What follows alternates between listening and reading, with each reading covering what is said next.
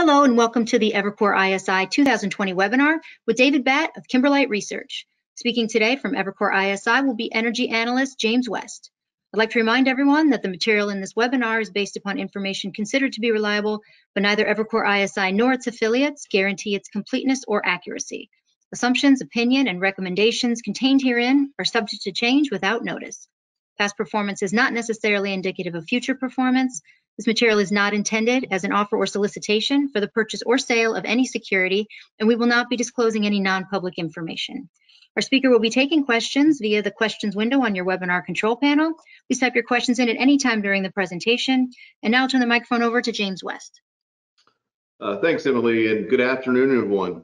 Thanks for joining us today, and welcome to our 6th edition of the virtual Expert One-on-One with none other than David Batt of Kimberlite Research, who's become our go-to on all things supply chain and voice of the customer related when it comes to oilfield services, equipment, and drilling. In past installments, we've discussed the North American hydraulic fracturing market, the global subsea supply chain, the worldwide drilling services market, and most recently, the artificial lift and production chemicals markets.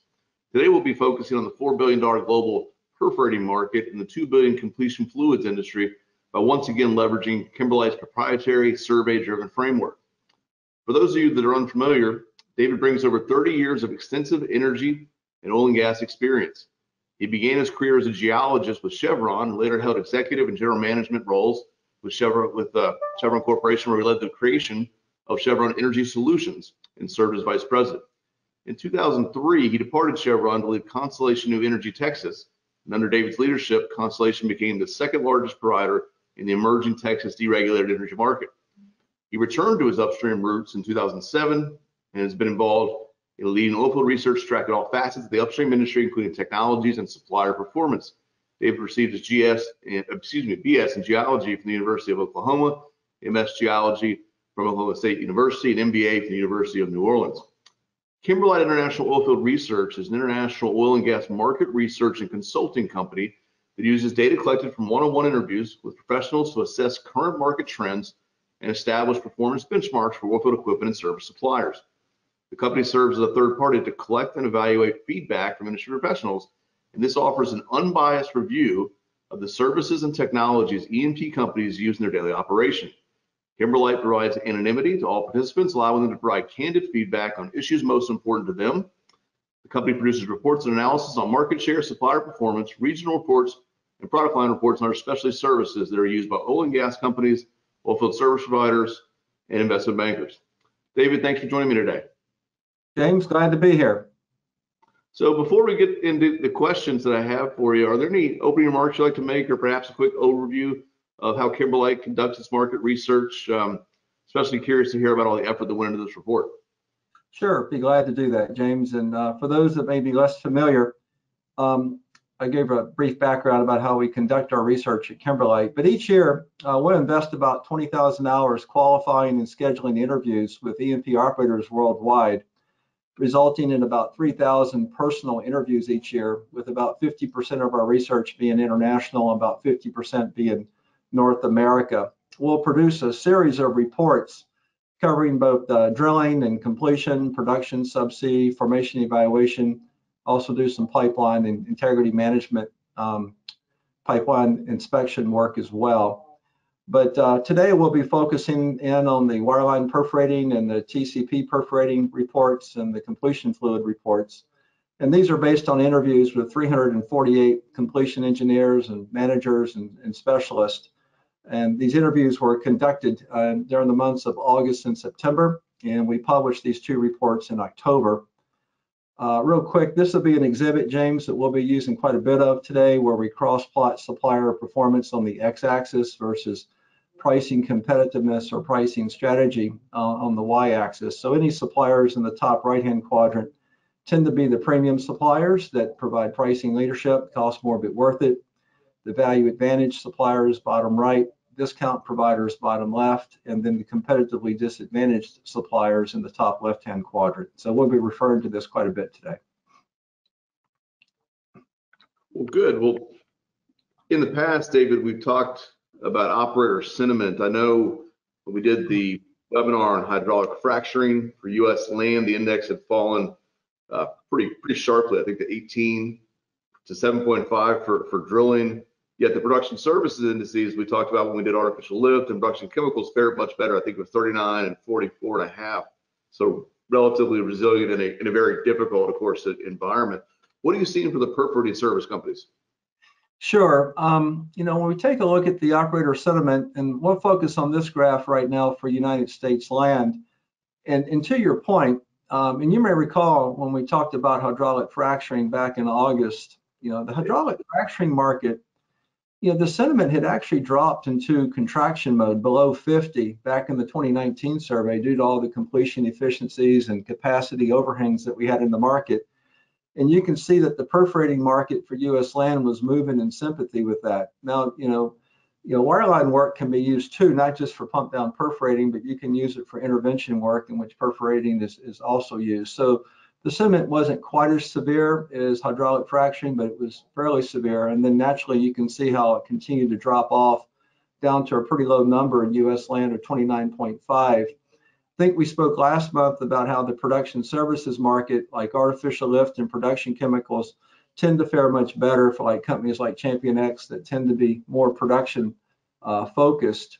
If you look at perforating on a global basis, it's similar to what we've been finding elsewhere. The international markets and the offshore markets are holding up better. I mean, they're still in contraction mode, grant you, but they're not moving quite as severely hard as the North America markets that are in sharp contraction mode, with Canada down here at an extremely low level, and then U.S. Sitting here, like we talked about, at 29.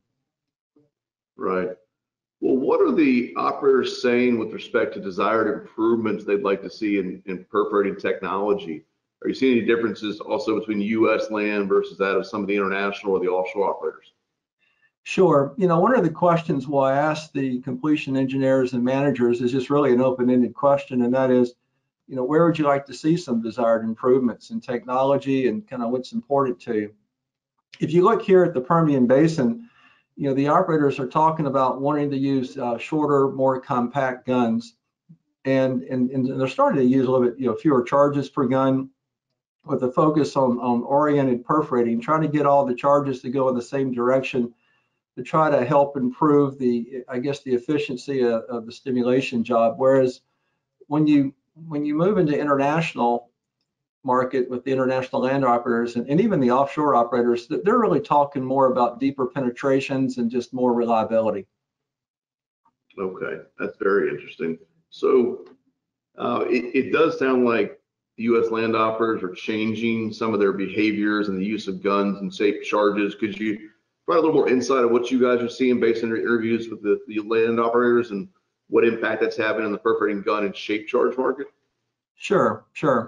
When you look at the United States land market, which is the left-hand part of my PowerPoint slide here, James, you may recall back in August when you look at average number of stages per well, that some of the things that the U.S. land operators were doing to help control well cost was to kind of lengthen the stage length, so they actually had fewer stages. So you actually see, moving from 19 to 20, the number of stages going down, but the number of guns per stage is going up about 11%. We're up to about nearly 9 guns per stage now, but the guns are much shorter. And as a consequence, there's fewer shape charges per gun. So the number of shots per gun, or the charges per gun, have continually beginning to drop to where now we're down to about 4.5. And so if you look at the graph, the number of guns per well is going up. The shape charges is beginning to moderate a little bit.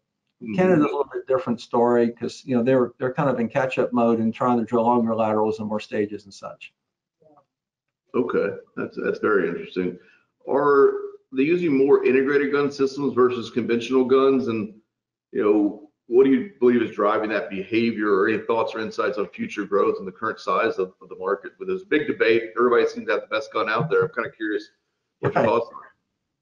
Well, that's been an interesting story in itself, but we've been tracking the preference for these integrated gun systems, and they just continue to grow. 77% of the North America land operators that we speak to prefer the integrated gun systems. And interesting enough, even internationally and offshore, it's beginning to grow, where more and more of the operators are beginning to see some of the benefits of the integrated gun systems. And when you ask folks why do they prefer an integrated gun over a conventional gun, and we read through the plethora of their verbatim comments back to us, what we find is, and this is with North American land operators, that safety, removing the human error element of it all is kind of at the top of the list, with improved reliability, and obviously the efficiency is a key driver as well out on the rig site.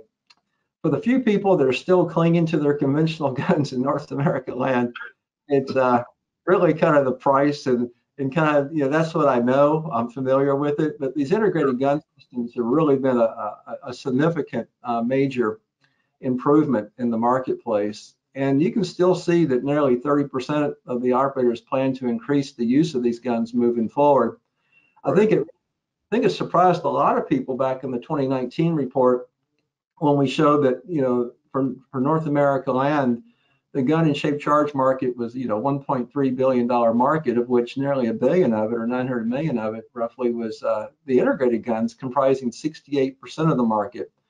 And naturally, with the downturn in drilling by 30–40%, you'll see a dramatic downturn in the size of the market from 1.3 to $563 million. But the integrated gun systems are now comprising a whopping 82% of the market, and all the conventional components make it a much smaller percentage now.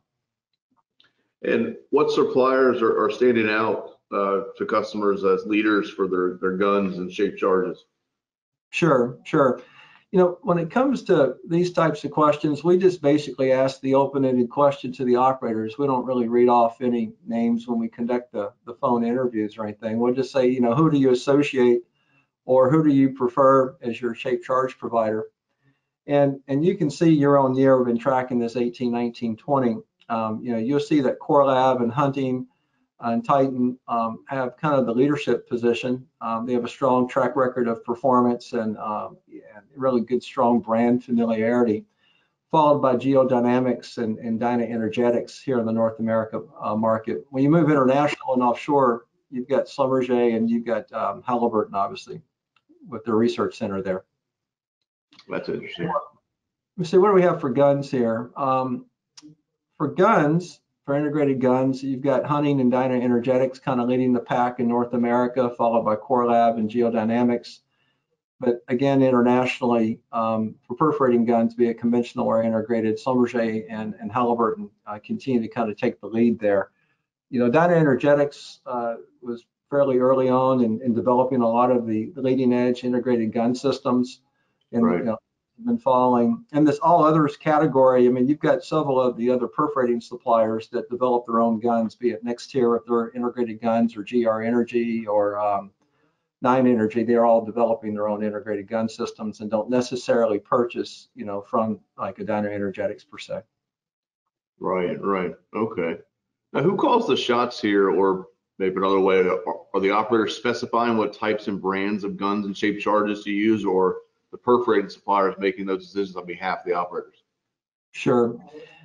When we've been tracking this, it's about 50-50 split in North America land. About 52% cite the oil company site that they're helping to specify, shaped charge specifications and brands and gun specifications and brands.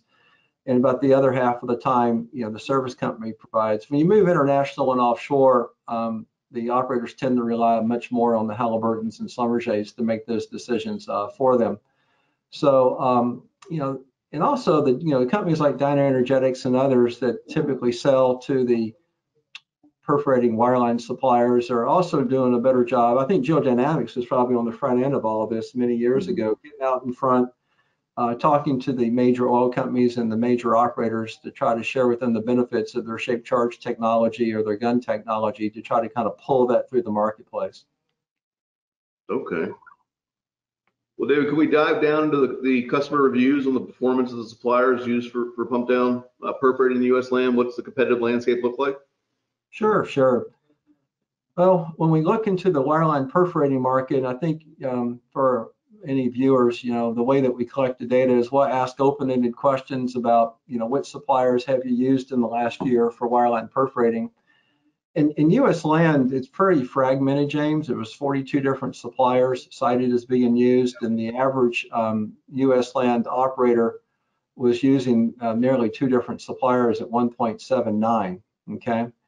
And then when we ask them to rate the performance of the suppliers with whom they use on a scale of 1 to 10 on these 7 performance measures, we see that there's quite a bit of variability between the top performing wireline perforating suppliers getting average ratings close to 9 on a scale of 1 to 10, and the very worst performing wireline perforating suppliers getting low ratings. So when we start to chart this out and trend it each year, since we update the report annually, I think this is the performance trend map. Some people call it a spaghetti map because it looks like you just take a bunch of noodles and throw it against the wall here. But you see a wide variety of performance levels here, where you've got some suppliers consistently performing better than industry average, like 9 Energy here on responsiveness to needs, whereas Halliburton's customer review ratings are consistently below industry average here from year on year. And so when we translate this to the quadrant map that we talked about here earlier, where we cross-plot supplier performance on the x-axis versus supplier pricing strategy or pricing competitiveness on the y-axis, what we find is the leaders, Halliburton and Schlumberger, are consistently being positioned in more of a competitively disadvantaged position. The good news is they provide pricing leadership, and that's great. Lord knows the market could use pricing leadership. The problem is their performance profile is not in strong alignment with their pricing strategy, placing them at risk to, like I mentioned, it was 42 different suppliers cited if you used. So some of the standouts though down here, you got GR Energy, you've got 9 Energy, there's some independent Silvertip. If we were to go on, say, the Permian Basin, let me see here. If we were to go into the Permian Basin, you can see next tier forms up in a nice position. Silvertip's got probably about 10 trucks running in the Permian right now, doing quite well for a company that's only been around a couple of years. 9 Energy, Mallard, GR Energy, well positioned, and you can see how Schlumberger and Halliburton are a little bit competitively disadvantaged in the U.S. land, particularly the Permian Basin market. Right. Well, that brings up a interesting question then. Any thoughts on how the Schlumberger perforating assets capabilities may fit into Liberty now that they've announced the intention to combine their resources in the land market? Sure. I think there's a good fit in the sense that if you look at Schlumberger's pricing strategy, up here, they're elevated on the y-axis. They tend to provide pricing leadership. As a point of comparison, this map is for hydraulic fracturing. So I just changed topics on James here. So I got it. If you look at hydraulic fracturing for U.S. land and you see Liberty up here along with Schlumberger, with Halliburton, you got Liberty and Halliburton, they're all providing, pricing leadership on the hydraulic fracturing mode. And so if I go back to the wireline perforating, Schlumberger's got the pricing strategy that's in alignment with Liberty's oilfield services hydraulic fracturing business. So Liberty just needs to libertize their customer experience and performance over to the right, and they're in a really good spot. Now, Halliburton obviously has good pricing leadership for both hydraulic fracturing and perforating. However, they haven't been able to quite yet pull their performance and customer experience into alignment, and that creates a little bit of dissension for them. One more thing here. If I look at U.S. land, unfortunately, it tends to be pretty price-centric when we run our buy-in behavior algorithms. But amongst the technology and the performance buyers, that lines up really nicely. Schlumberger plots top right here on the value map or quadrant map amongst these performance buyers, and the service buyers, it's the price buyers where they don't perform so well. So if you go to hydraulic fracturing, Liberty is in the top right with service, and top right for technology performance buyers. And so there's a lot of synergy there between how the Schlumberger assets could naturally roll into Liberty. Certainly the pricing works, and if Liberty can just leverage off the service and technology, it's the price buyers that tend to be the most challenging for companies that are value added. Right. David, do you have any insights into how commoditized the perforating market is becoming in U.S. land? Yeah, this slide probably best shows it, James, in terms of the fact that U.S. land's about 40% commoditized, it looks like, based on the buying behaviors that we're seeing. And amongst these price buyers, again, no surprise, Halliburton Schlumberger is going to probably continue to struggle the most, as you see here. But when you get with the technology buyers as it relates to perforating, here we go, for perforating, about 45%. So you can see Halliburton and Schlumberger are challenged with these price buyers in this Right. U.S. land market right here. They tend to do better when you're dealing with the performance buyers. Schlumberger's in a good spot here, Halliburton's not. And how does it look internationally? Internationally, this is where there's really, two major providers. You've got Right. Schlumberger and Halliburton. Now Baker's, comes in third position, so won't discount them, but Schlumberger is kind of driving the boat here. They've got the majority of the market share. They're clearly in this cost more but worth it mode. Halliburton they have their pricing strategy properly aligned with their performance profiles, and same thing for Baker Hughes in the international land market. International land market tends to be a little bit more segmented between price, service, and performance. Right. If you go offshore, again, Schlumberger clearly leads the market here, but they are exhibiting a little bit of vulnerability here. Their performance profile really needs to be further over to the right. But you'll notice about half of the offshore market tends to be performance technology driven. And amongst those performance technology customers, you can see that Schlumberger clearly has staked out their ground and has clear differentiation in the eyes of the end users and the customers offshore. Right. Well, David, do you mind if we use your some of your interactive software and show some head-to-head comparisons for Schlumberger versus Hal when it comes to international offshore and land? Sure. We'll focus on wireline perforating, and we can go offshore first. And we'll put it on some offshore operators here. Actually, I may just do, we'll go this way. So when you look at the offshore market in wireline perforating and you go head to head, even though they plot in a very similar position, what we'll find is Halliburton in red and Schlumberger in blue. Amongst the offshore market, what we'll find is that Schlumberger's customer review ratings consistently are higher than Halliburton's as it relates to equipment quality and reliability and technical support. Halliburton's ratings tend to be higher with pricing competitiveness, and responsiveness to needs seems to be a tie. But what's interesting though, in the offshore market, those offshore operators that have tried both Schlumberger and Halliburton and rated them both in our surveys, they tend to prefer Schlumberger more. Right. But Halliburton continues to lead off on the pricing lead. If we do Baker Hughes versus Schlumberger in the offshore market, the head-to-head customer reviews tighten up quite a bit. But amongst the common respondents, there still tends to be a preference amongst for Schlumberger, particularly when it comes to field service execution and technical support. So, this basically says that even though Schlumberger looks a bit vulnerable in the offshore market, when folks try to stray away from them, they tend to have a little bit bias to want to come back. Right. Okay. Well, what about the tubing conveyed perforating companies? I mean, I recognize it's mostly an offshore business and maybe somewhat international land, but what does the competitive landscape look like now? Sure. And you're right. I mean, if you look at where most of TCP or tubing conveyed, James, you're right. The Gulf of Mexico is a heavy market for that, followed, as you said, the other international offshore and land markets.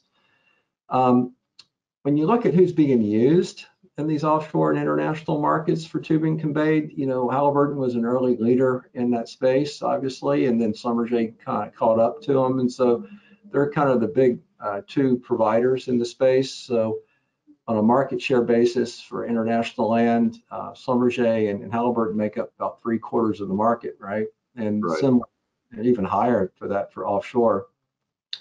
So when you move to the international land market for tubing conveyed perforating, again, you've got Halliburton and Schlumberger kind of going toe to toe here. Schlumberger's in a good spot. Halliburton's in a pretty strong spot as well. Baker Hughes kind of seen as the value-based alternative along with Weatherford.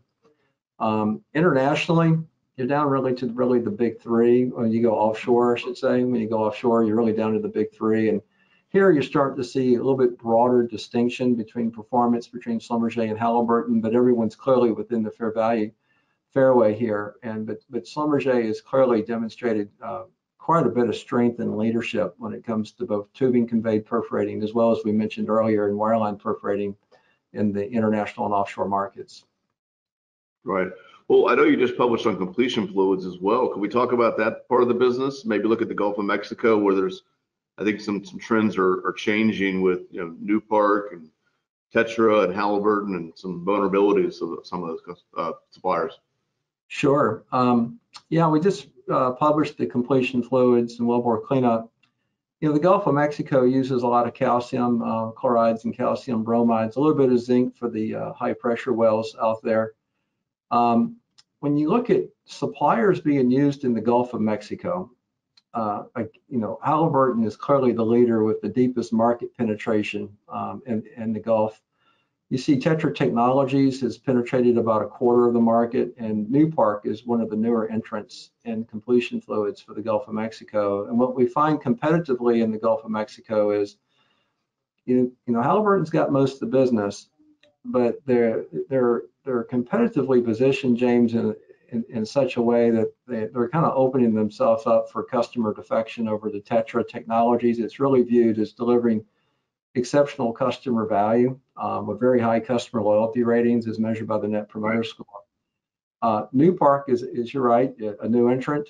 They kind of pop onto the scene here for the first time in our research, and they too are viewed as a value advantage supplier. So it's, you know, when you look at this competitive landscape here and this makeup, you know, Newpark and Tetra stand to gain share at the Halliburton without some improvement in performance and outcome, or some adjustment in Halliburton's pricing strategy here. Right, right. What about the international markets? International land, Halliburton Baroid is competitively advantaged over Schlumberger. Baker Hughes is viewed as a value advantaged. Newpark's in a good spot as it relates to pricing strategies, and they just need to move over to the right. And so it's good to see them up there. International offshore, again, Halliburton Baroid is at a competitive advantage over MI, SWACO, Schlumberger. So, you know, in the completion fluid space, if you look at it, Baroid's looking really strong internationally and offshore, and probably in a position to maybe egg out some market share from MI SWACO. But in the Gulf of Mexico, they probably need to be a little bit more careful. Right. Okay. Okay. Well, this has been highly interesting. I want to ask you one more question. It's the same question I always ask you at the end of these. What do you think about consolidation? Do we need consolidation in the perfing market, and do we need consolidation in the completion fluids market? Well, I mean, the short answer is yes. I mean, there's 46 different perforating suppliers cited as being used in North America land, but there was only 10 perforating suppliers used offshore and about 15 international land. So, you know, the markets, there's so many well-run companies out there, James, but there's just so many of them in a shrinking market. I can certainly see in the U.S. land market the synergies between lining up the hydraulic fracturing operations with the wireline perforating operations to kind of, you know, drive efficiency up and drive non-productive time down. In the completion fluid space, it's not quite so bad. It was only 21 suppliers cited as being used globally.